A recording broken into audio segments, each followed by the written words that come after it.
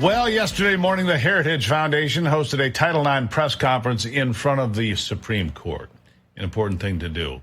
Title IX is a one-sentence law that prohibits discrimination based on sex in educational programs and activities. Joe Biden recently, however, allowed a rule change to include transgendered individuals. That means transgender women, which really are men. It's undermined years, decades of progress made by biological women, real women, in securing their rights. It's an abomination is what it is. At the press conference, the Heritage Foundation was joined by several state school superintendents, state attorney generals, parental rights advocates, and student athletes to call out the Biden administration's devastating new federal rule that will negatively impact millions of Americans, all of them women for the most part. During this press conference, they discussed why the lawsuits against this manipulation of Title IX is destined for the Supreme Court.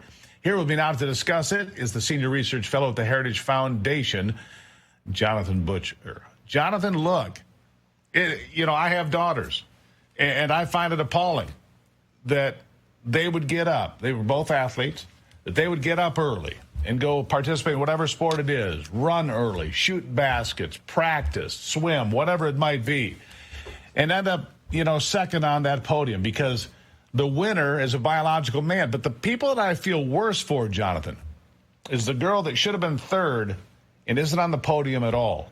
She worked really hard to make that podium, to finish third, and she doesn't make it at all because some biological man stands at the top. It's offensive on every level. Democrats don't even like this, Jonathan. What are they doing?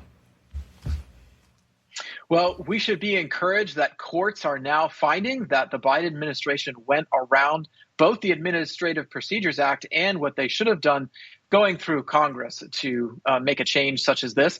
We have now 11 states essentially represented by court rulings finding that this change to Title IX is going to be enjoined. Now, there are 10 states where specifically this change to the word sex to make it mean sexual orientation and gender identity will be blocked, including Louisiana and Kentucky. And then in Texas, we had a court ruling that said that the guidance documents that led up to this, so all of that administrative procedure nonsense the Biden administration went through and sort of went around what they should have done, that has also been enjoined. So, with 11 states now represented as not going to have to comply with this, it should be reassuring to those who, just as you described, are interested in Title IX as something that represents more opportunities and equal opportunities for women and girls in education. Period. That's what it is. So I dare any blue state governor, Newsom, Whitmer, Shapiro, any of them, have the courage to put it on the ballot in front of the voters. Have a ballot initiative. Ask the question, do you think it's proper for biological males, transgendered males, to participate in female sports? You know what the answer would be? About 90% to 10.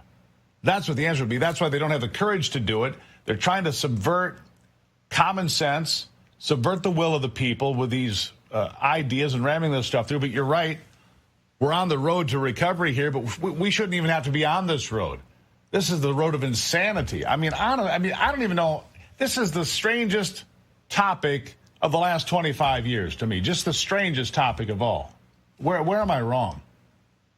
Well, we're going to continue to have to be vigilant on this issue because lawmakers in California are very close to approving a law that would say K-12 schools do not or cannot have policies where teachers must inform parents when a child comes to school and is confused about his or her sex.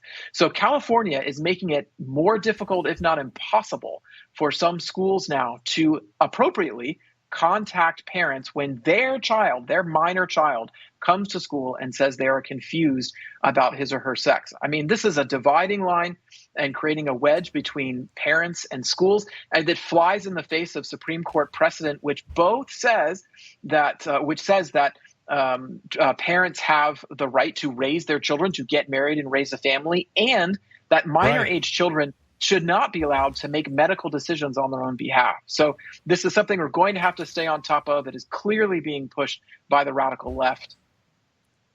Minors can't go get their ears pierced.